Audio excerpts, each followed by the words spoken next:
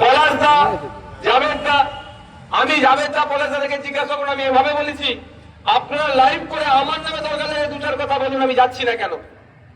বলেছি তো দাদা, আমি বলেছি আমার নামে কড়া কড়া কথা বলুন, নওশাদ সিদ্দিকী আসছে না কেন?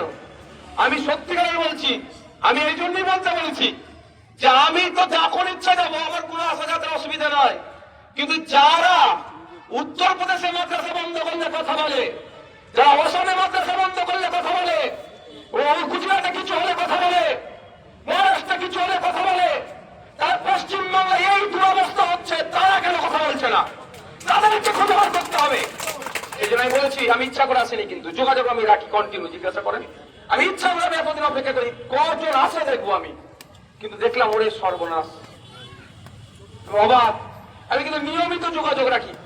আর এখানে যারা আছে, এখানে টিচারের মধ্যে আমার গ্রামের ভাই আছে, আমার মামা সম্পর্কে এখানে আছে, আমাদের সেই মামা সাহেব ভাই আমাকে করে করে মানুষ করেছে। এই পাশে আমাদের চাচার বাড়িতে নদী থেকে সিনিয়র মাঝে পড়াশোনা করেছে, আমাদের জুনিয়র ছিল মাদ্রাসায়, অনেকের পরিচিত আছে আমার, অনেক সব করে করে মানুষ করেছে আমাকে সেই মামা সাহেব ভাই। তো আমি অনেক ছোট, তো আমি ইচ্ছা করে আমি কদিন আমি ঢুকেছি দেখি কজন।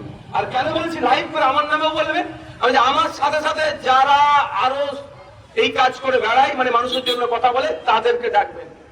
আর আপনাদের বলবো আপনাদের চিঠি করুন, তাদেরকে আপনাদের লেটার হেডে চিঠি করুন, না আপনারা লেটার হেডে চিঠি করুন। দেখুন আপনাদের দায়িত্ব নিতে হবে, সত্য মিথ্যার ফারাক আপনাদেরকে করে দিতে হবে, ভেজাল আর অরিজিনালের পার্থক্য আপনাদের করতে হবে, নাহলে সাধারণ মানুষ ভেজালে ঢুকে অরিজিনালে আপনাদের গুরুত্বগুলো হারিয়ে যাচ্ছে। আপনার অধিকারের লড়াই করে হচ্ছে, আর কলকাতায় দাঁড়িয়ে আমি বড় বড় ভাষণ মারছি অসমের মাদ্রাসা খুলতে হবে। আর অসমের মাদ্রাসা বন্ধ করার কোনো ক্ষমতা নয়, ও সুপ্রিম কোর্টে যাবে, খুলতে বাধ্য। এলাহাবাদ হাইকোর্টের একটা অর্ডার বেরিয়েছে, যারা অনুদান নেয়নি সেই মাদ্রাসা থেকে আগুন তুলতে পারবে না। এবং এলাহাবাদ উত্তরপ্রদেশে 50টার কাছাকাছি মাদ্রাসা বন্ধ করে দিয়েছিল, অর্ডারে আইনের চোরকে আবার তালা খুলতে বাধ্য হয়েছে। সুতরাং প্রতিষ্ঠান বন্ধ হবে না। অসমে বলছে মাদ্রাসা বন্ধ করে হাই স্কুল করে দেবো, আর আমার রাজ্যে বন্ধ হলো না, মাদ্রাসা বন্ধ করছে না, মাদ্রাসা পরিকাঠামোকে ধ্বংস করে দিচ্ছে, কিন্তু বন্ধ করছে না।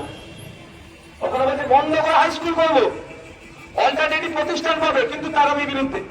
আমার ফান্ডামেন্টাল রাইটস আছে, আমি কোথায় পড়বো, কি ধর্মচারণ করবো, কি খাবো, আমার ফান্ডামেন্টাল রাইটস এর মধ্যে পড়ছে। কিন্তু আমার রাজ্যে কি হচ্ছে, প্রতিষ্ঠানগুলোকে শুধু তালা মারতে বাকি রেখেছে, বাকি সবটা করে দিয়েছে। তো এইটা যদি না পাবলিক ডোমিনে আসে, সাধারণ মানুষ জানবে কিভাবে?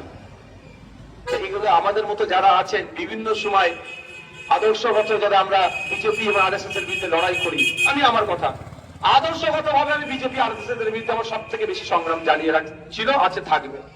কিন্তু যারা আমার মতো কথা বলে বা আমাদের মতো কথা বলে, সংখ্যালঘু সমাজের নিয়ে বেশি ভাবে, তারা আজকে এসে পৌঁছাচ্ছে না কেন? এটা আমাদের ভাবতে হবে। এবং আমি আপনাদের অনুরোধ করব, আপনারা তাদেরকে চিঠি করুন, চিঠি দিন তাদেরকে। অসুবিধা নেই, মাটিতে যাবো, মরে যাওয়ার পরে দাফন করতে চলে আসবে, কেউ কারো থাকবে না।